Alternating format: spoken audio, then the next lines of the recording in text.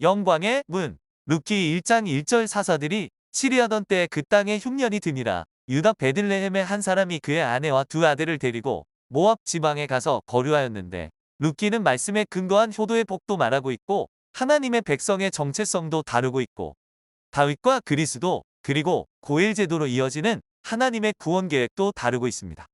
우리는 룻기서를 해석하는 다양한 관점들을 하나로 모으는 깔때기 역할을 믿음이 하고 있다는 것을 발견하게 됩니다.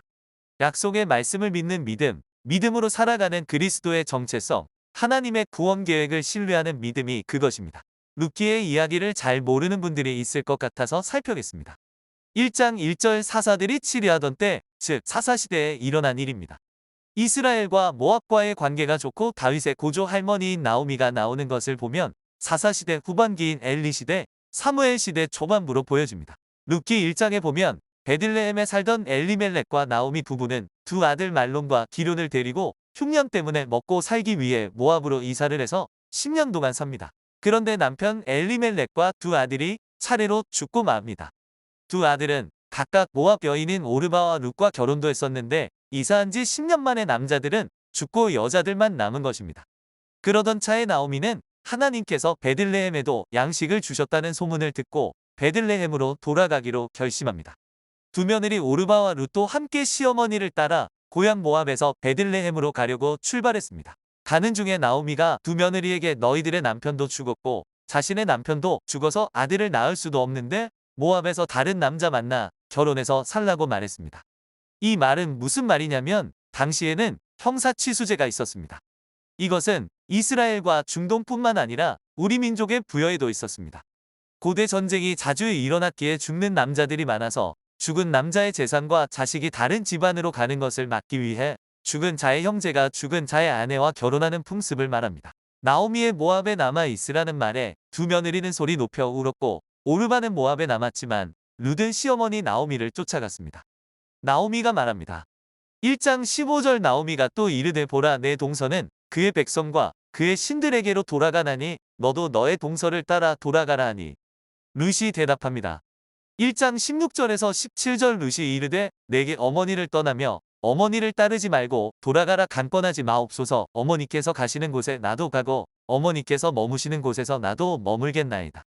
어머니의 백성이 나의 백성이 되고 어머니의 하나님이 나의 하나님이 되시리니 어머니께서 죽으시는 곳에서 나도 죽어 거기 묻힐 것이라. 만일 내가 죽느니 왜 어머니를 떠나면 여호와께서 내게 벌을 내리시고 더 내리시기를 원하나이다 하는지라. 두 사람의 대화에서 우리는 신기한 표현들을 발견합니다. 그의 신들, 어머니의 하나님, 나의 하나님 등이 그것입니다. 나오미와 룻의 시각의 모압은 우상의 땅이고 이스라엘은 하나님의 땅이라는 개념이 있는 것입니다. 비록 나오미는 다시 먹고 사는 문제를 해결하기 위해 이스라엘로 돌아가지만 그 땅은 하나님의 땅이라는 믿음이 있었고 룻 또한 모압에 남는 것이 현실적으로 더 좋은 선택일 수도 있지만 하나님의 백성의 삶을 선택한 것입니다. 한마디로 룻의 선택은 하나님의 믿는 믿음이었습니다. 나오미와 룻이 베들레헴에 도착했을 때 사람들이 나오미를 알아보았는데 나오미는 자신을 더 이상 나오미라고 부르지 말고 마라라고 불러달라고 말합니다. 나오미의 뜻은 희락, 기쁨이지만 마라는 괴로움, 고통의 뜻입니다. 자신의 가족들이 베들레헴을 떠날 때는 풍족했지만 지금은 하나님의 징계로 괴로운 인생을 살고 있었기 때문입니다. 마라는 출애굽 여정 중에 홍해를 건넌 직후에 나옵니다. 물이 써서 먹지 못해 백성들이 모세에게 불평할 때 나뭇가지를 던져 마실 수 있는 물을 만든 곳입니다. 출애굽기 15장 22절에서 25절 모세가 홍해에서 이스라엘을 인도함에 그들이 나와서 수르 광야로 들어가서 거기서 사흘 길을 걸었으나 물을 얻지 못하고 마라에 이르렀더니 그 곧 물이 써서 마시지 못하겠으므로 그 이름을 마라라 하였더라. 백성이 모세에게 원망하여 이르되 우리가 무엇을 마실까 하매 모세가 여호와께 부르짖었더니 여호와께서 그에게 한 나무를 가리키시니 그가 물에 던지니 물이 달게 되었더라. 거기서 여호와께서 그들을 위하여 법도와 율례를 정하시고 그들을 시험하실세. 고통의 장소는 마라이고 고통의 마음이 마라입니다. 룻기 2장입니다. 베들레헴으로 돌아온 나오미와 룻에게 당장 먹을 것이 없었기에 룻이 이삭 줍기를 하겠다고 나갑니다. 마침 추수 때였기 때문입니다.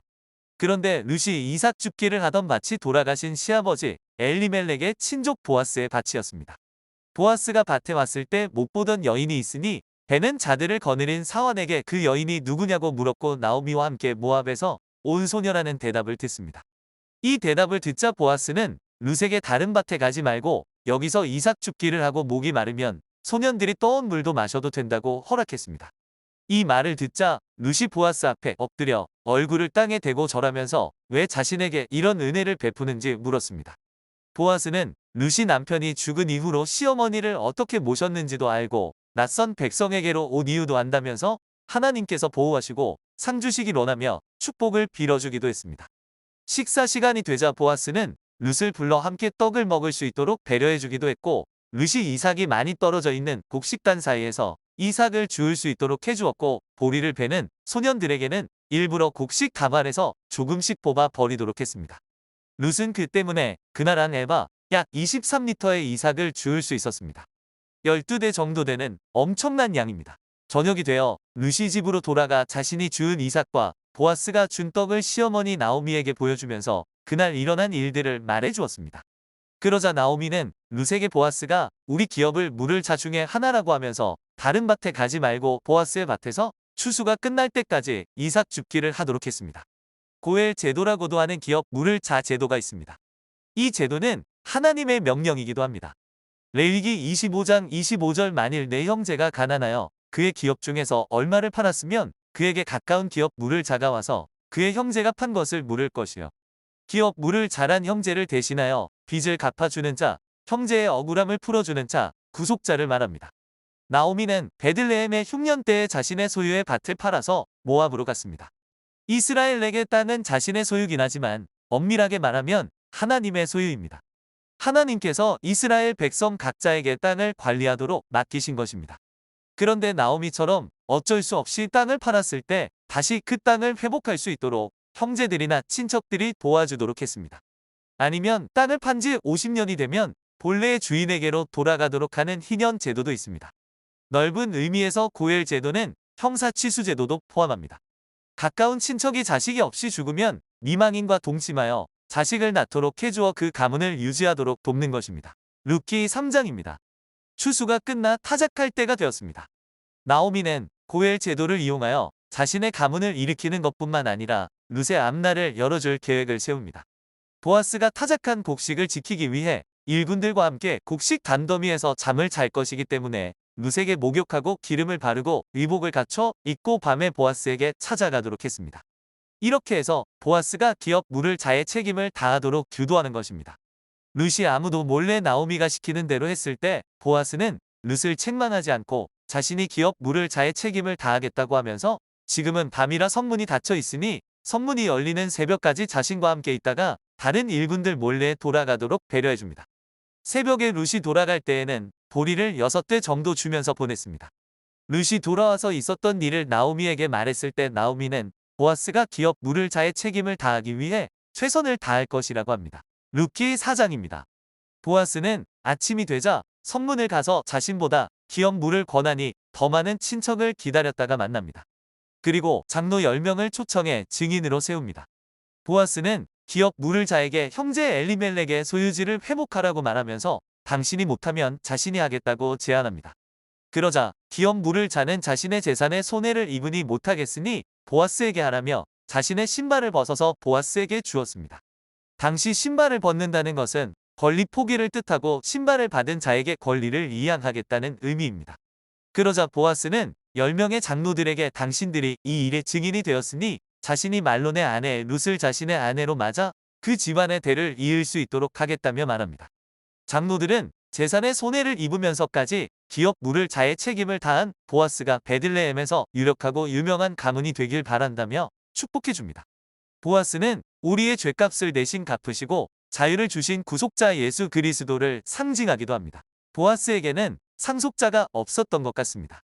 보아스를 향한 장로들의 축복의 말을 보십시오.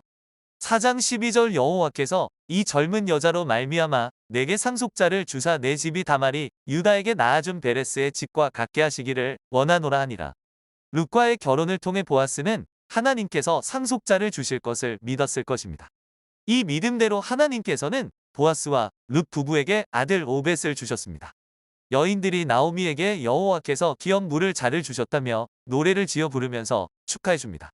그리고 그 아들을 나오미도 함께 양육자가 되어 키웠습니다. 비록 보아스가 낳은 아들이지만 기업 물을 자의 책임으로 낳은 아들이기에 나오미의 집안의 가문을 이을 자도 되는 것입니다. 룻기에는 두 명의 믿음의 사람이 나옵니다. 보아스와 룻입니다.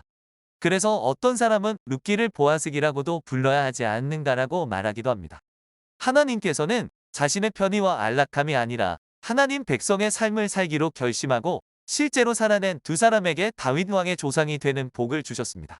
보아스와 룻이 낳은 오벳은 다윗의 아버지, 이새의 아버지, 즉 다윗의 할아버지입니다. 다윗의 증조할아버지가 보아스, 증조할머니가 룻, 고조할아버지가 엘리멜렉, 고조할머니가 나오미입니다. 이뿐 아니라 다윗의 자손으로 구속자 되신 예수 그리스도의 조상이 되는 복도 주셨습니다.